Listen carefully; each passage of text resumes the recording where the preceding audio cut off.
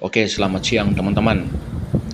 Jadi hari ini kapal saya akan memasuki alur untuk menuju ke Pontianak. Jadi kita akan masuk alur ke Pontianak.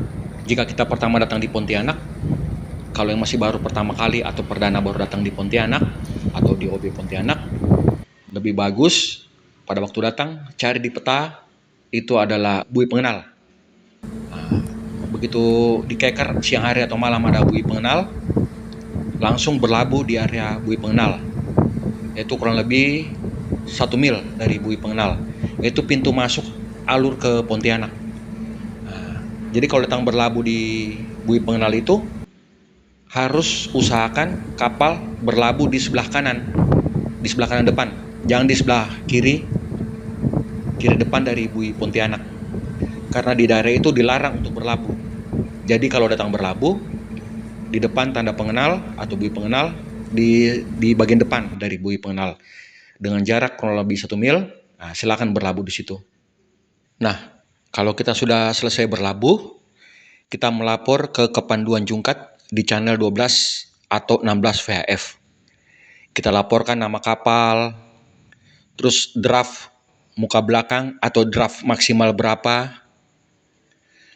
Biar nanti mereka akan mengatur jadwal kapan kita masuk alur, disesuaikan dengan draft dari kapal kita atau draft maksimal kapal kita dan pasang tertinggi dari perairan. Terus sesudah kita melapor, jangan lupa kita konfirmasi sama agen, biar agen yang konfirmasi dengan pandu atau koordinasi bagaimana kapal akan dibawa masuk ke alur. Jadi begitu teman-teman. Oke, jadi teman-teman, lebar alur pelayaran ini adalah 80 meter. Panjangnya itu 17 mil. Atau kalau kita kalkulasi menjadi kilometer, menjadi 31 kilometer, teman-teman. Ini kalau saya pribadi ya, teman-teman. Kalau saya pribadi, saya membandingkan alur-alur masuk seperti alur ke Banjarmasin, terus alur ke Samarinda untuk di daerah Kalimantan ini, teman-teman. Yang spesifik atau yang agak unik dan aneh adalah alur ke Pontianak ini, teman-teman. Karena kenapa? Alur ini dia mengalami beberapa titik pendangkalan. Jadi jangan heran teman-teman ya, kalau kita masuk perasaan baik, tapi tiba-tiba kapal tiba-tiba miring ke kiri, terus tiba-tiba miring ke kanan. Itu karena alur ini dia banyak mengalami pendangkalan. Jadi dangkal. Menurut kita dia bagus nih, kita masuk. Tiba-tiba ntar kapal miring ke kiri tiba-tiba, terus miring ke kanan. Itu pendangkalan dia sangat signifikan, teman-teman. Pendangkalan dia ini berpindah-pindah. Kadang ke kiri, nanti dia pindah ke kanan. Jadi kadang-kadang kalau menurut saya masuk ke Pontianak ini, saya memakai cara zigzag, teman-teman. Jadi kalau sudah saya rasa kapal mulai dangkal, saya ke kiri, kapal saya bawa ke kiri, terus kapal saya bawa ke kanan, terus lurus. Jadi feeling nahkoda itu perlu, teman-teman. Terus kita sesuaikan sama pandu. Tapi kita jangan otomatis seluruhnya percaya sama pandu, karena pandu juga kadang-kadang membuat kesalahan. Contohnya misalnya kalau kita masuk ke alur sini di Pontianak ini, bayangkan saja kapal penumpang dengan draft rendah yang sudah terbiasa masuk alur kapal-kapal peni, toh juga biasanya kandas di sini, teman-teman. Oke, selamat siang. Untuk sementara kita berlabuh setengah segel di air untuk menunggu kapal bebas dari tempat kandas di alur. Jadi kita tunggu dulu baru kita masuk. Demikian. Jadi di sini hati-hati teman-teman. Ini alur ini aneh ini bagi saya. Jadi nggak seperti alur-alur biasa asal masuk selonong. Seperti kita mau masuk di Palembang, main selonong aja. Ini beda ini teman-teman. Jadi kalau masuk di Pontianak ini hati-hati. Nah, ini saya bercerita masalah kedangkalan. Nah, kalau kita masuk, begitu dari bui pengenal, kita tembak.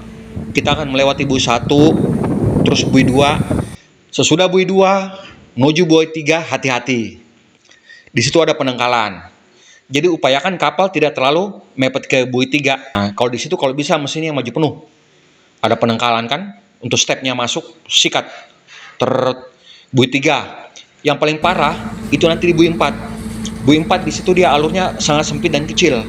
Nah, di situ banyak juga kapal-kapal sering kena, sering kandas, baik kapal penumpang, kapal kargo, kapal takbut.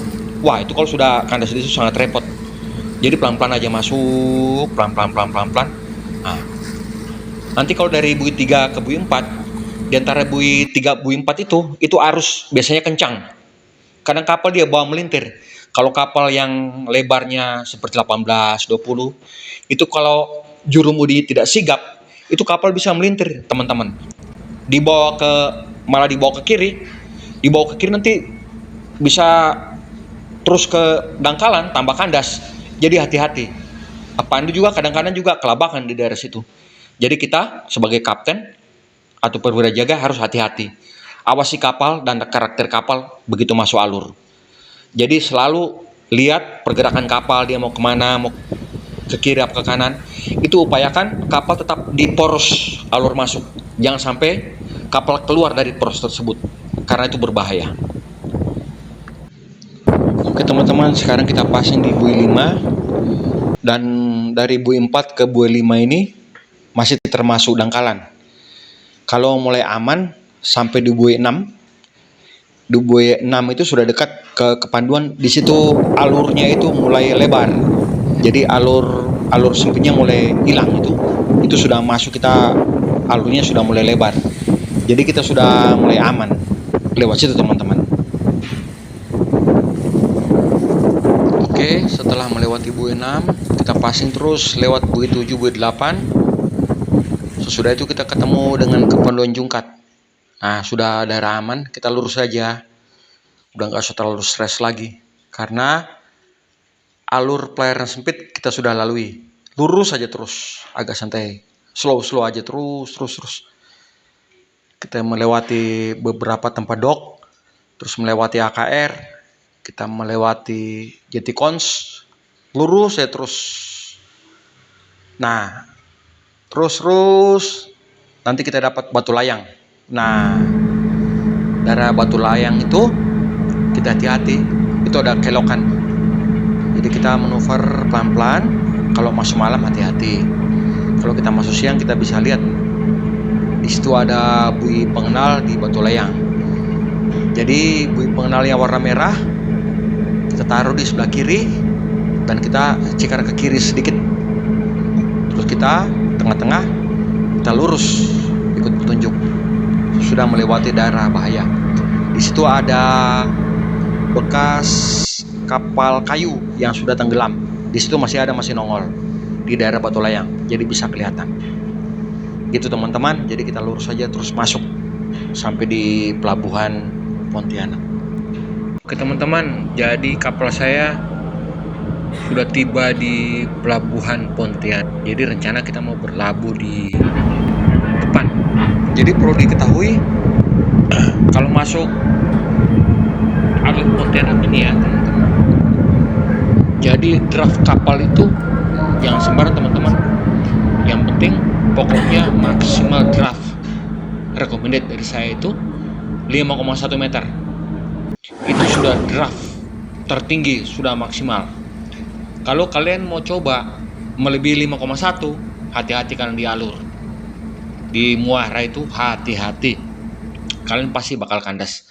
Tapi kalau 5,1 kalian lewat di tempat itu ya udah aman aja, masuk slow aja, cari pasang tertinggi hari apa, jam berapa, masuk aja, pede aja kalau sudah 5,1. Tapi kalau sudah 5,2, 5,3, waduh, aku nggak bisa kasih nggak bisa kasih arahan, pasti kandas tuh di alur, hati-hati.